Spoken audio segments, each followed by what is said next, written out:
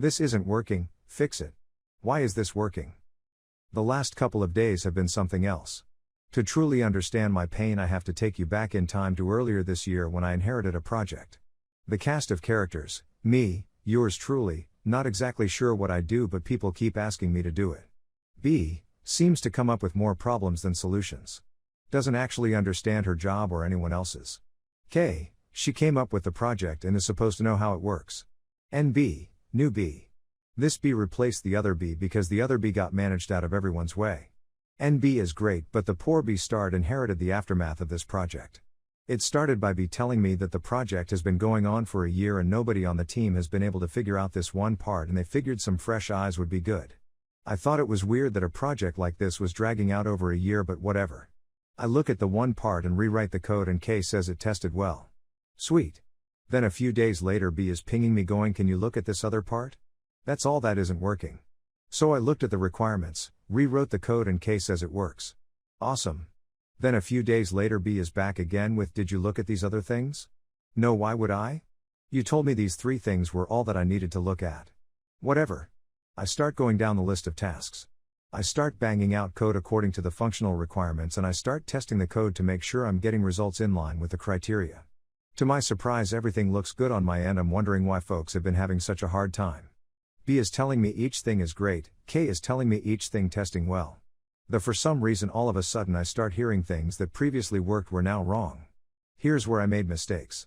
First, I assumed the functional requirements were accurate. They weren't. And second, I didn't ask K how our project should function. I was dealing with B because that's how the process was supposed to go. After talking to K, I came to find out the requirements that B gathered were almost all wrong. K gave me new and accurate requirements which I compared to what's in our project software and showed K why everything I did wasn't working. The silence was deafening. What confused me is K had access to the system and was even shown the requirements as written in meetings. Whatever. New, good requirements in hand, and another few months of beating my keyboard got the project finished. End-to-end testing happens, the project is finalized, signed off on, and approved for deployment, and I release it to the world.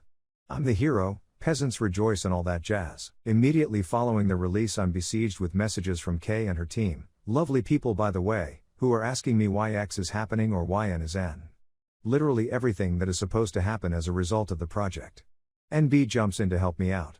We spend hours walking through every step of this project, putting together documentation that should have already existed and verifying that the problems people are having are actually what was in the requirements and signed off as part of the test scripts. You know, business as usual. Fast forward a few months and I think that brings us up to yesterday. NB, hey, K is saying X date shouldn't be allowed to be on Christmas Eve. It's a company holiday. Can you tell why the code to stop this isn't working? They should have gotten, message, me, okay, so it looks like this code only runs when the status is, scenario 1, or, scenario 2, let's see what's going on. After looking at the code and the application itself, I've found out that everything behaves as expected when we encounter, scenario 2. Why isn't, scenario 1, working? Apparently at some point, scenario 1, stopped being scenario 1. Visually, scenario 1, equals scenario 1. But now, unbeknownst to us, scenario 1, is now an empty string. Fan-fucking-tastic. NB, quick fix right? Me, sure. Gimme 15. NB, great, I'll tell K it's fixed. And here we are today. NB, hey, K wants to know why people are getting, message, in application. Me, you mean the, message, that they get when they enter an invalid date like Christmas Eve? You mean the message they were complaining about not getting yesterday? You mean the message? NB, yeah, it looks like there's a bunch of situations where people entered a holiday and now it's getting caught by design. I guess I'll let K know. Story 2. They're in the trash. Had a bit of time today, and I've been sitting on this story for a while now. This was approximately 2-ish years ago. This particular client came to me in need of tech support, claiming she was unable to get her previous tech guy to answer her at all.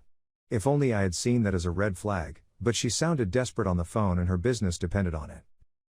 She runs a bookstore on an island, and IT shop/repair folks can certainly disappear for other reasons. So, I agreed to help. The first issue was that she couldn't arrive within normal store hours, 9 to 5. She'd show up at 4:59 and then camp out and chatter away for an hour. No big deal, stuff like that. I just add a bit extra on the final bill and explain that it's after hours. The first job for her was painless, cloning 2 laptop drives over to solid-state drives. Easy. She comes in to pick them up, hangs around talking for what felt like forever, and then returns to her island.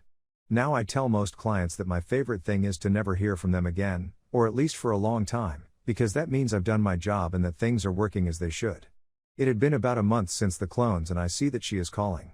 Keep in mind, for these conversations I am doing you all a huge favor and removing/abbreviating the long diatribes she would go into whenever it was her turn to speak.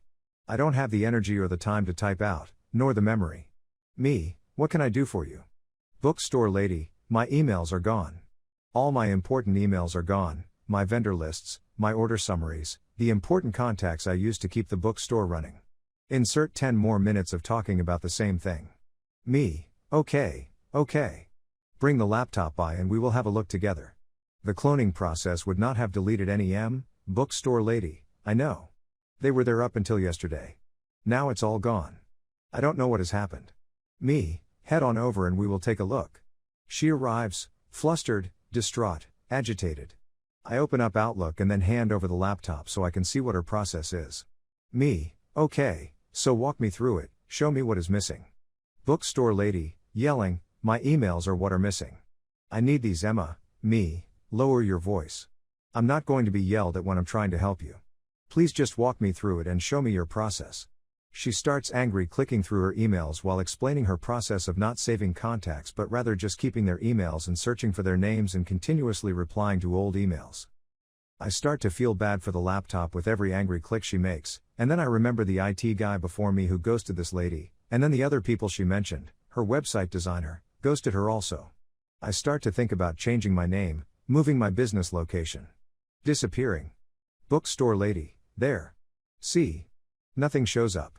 That's the name of one of my biggest vendors but there's no email. All of them are angry clicks gone. Me, alright, was there a folder you created that you used to store these emails? Maybe a place you saved them or organized them? Bookstore lady, yes there is. Here. I watch with horror and dread as she moves the pointer to the mother effing trash folder and angry clicks on it. Bookstore lady, I keep all my important emails in here. Me, that's the trash folder? I was honestly just not sure of anything anymore. Me, you can't keep important stuff in there. There's usually a time limit on how long stuff stays in there before it gets automatically deleted. Bookstore lady, they've always been there, why aren't they there anymore? Me, I imagine they auto-deleted.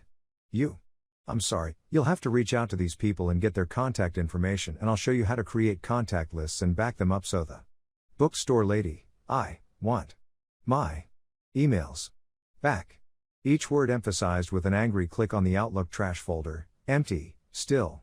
Me, then you shouldn't have stored them in the trash folder, I'm sorry there's nothing I can do to retrieve this. I'd love to say that was that and the lesson was learned. She left, and I'd later help her migrate her domain email over to Gmail, again. Emphasizing the importance of saving contacts, and not moving important emails to the trash folder for safekeeping, her words. But then, sure enough, the phone rings and it's her. About 3 months had gone by. Luckily, I'm on site doing work and my policy is to typically not answer my phone when I'm on site anywhere. It goes to voicemail, which she kindly leaves a 10-minute ramble-thon of issues relating to her emails missing again. By the time I get back to the office she has written an email. She explained she had tried her old method of keeping the emails in the trash again, just for a day or so this time. And sure enough they were gone. She needed those. I exhaled a long, sad sigh and replied to the email, explaining that, again, the trash folder was not the place to store emails of importance. Is it over? Not really. She would soon start showing up unannounced, still between 4:59 and 5 p.m. Just as I would be walking out the door to demand help on things that were akin to throwing paper into a campfire and then wondering why it burned. After the third after-hours surprise show up I made it clear I just couldn't help her anymore. My advice wasn't being heeded, and there's nothing more I could offer her. She'd still call every now and then and leave a long rambling voicemail.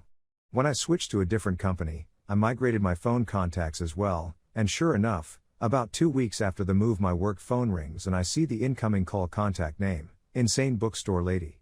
I declined the call.